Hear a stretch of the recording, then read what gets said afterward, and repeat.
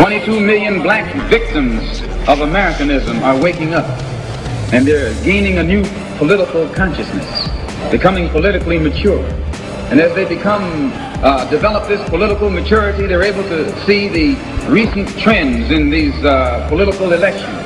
They see that the whites are so evenly divided that every time they vote, the race is so close they have to go back and count the votes all over again.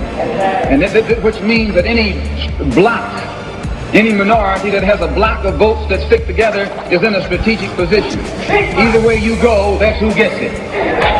You're in a position to determine who go to the White House and who stay in the doghouse. You're the one who has that power. You can keep Johnson in Washington, D.C., or you can send him back to his Texas cotton patch.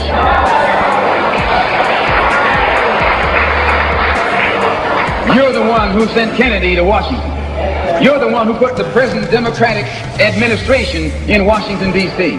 The whites were evenly divided. It was the fact that you threw 80% of your votes behind the Democrats that put the Democrats in the White House. When you see this, you can see that the Negro vote is the key factor.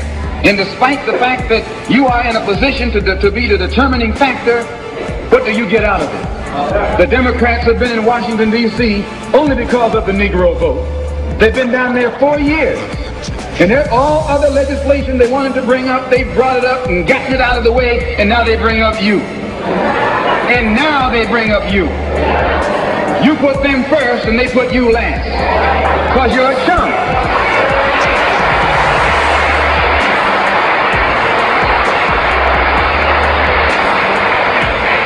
A political chump. In Washington, D.C., in the House of Representatives, there are 257 who are Democrats. Only 177 are Republicans. In the Senate, there are 67 Democrats. Only 33 are Republicans. The party that you bash controls 2/3 of the House of Representatives and the Senate, and still they can't keep their promise to you because you're a chump.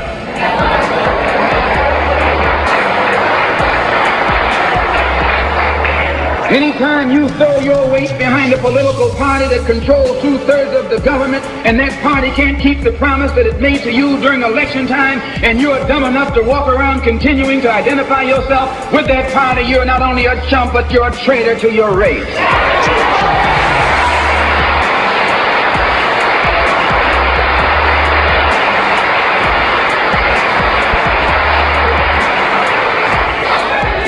And what kind of alibi do they come up with? They try and pass the buck to the Dixiecrats. Now, back during the days when you were blind, deaf, and dumb, ignorant, politically immature, naturally you went along with that. But today, as your eyes come open and you develop political maturity, you're able to see and think for yourself. And you can see that a Dixiecrat is nothing but a Democrat in disguise. You look at the structure of the government that controls this country. It's controlled by 16 senatorial committees and 20 congressional committees. Of the 16 senatorial committees that run the government, 10 of them are in the hands of Southern segregationists. Of the 20 congressional committees that run the government, 12 of them are in the hands of Southern segregationists.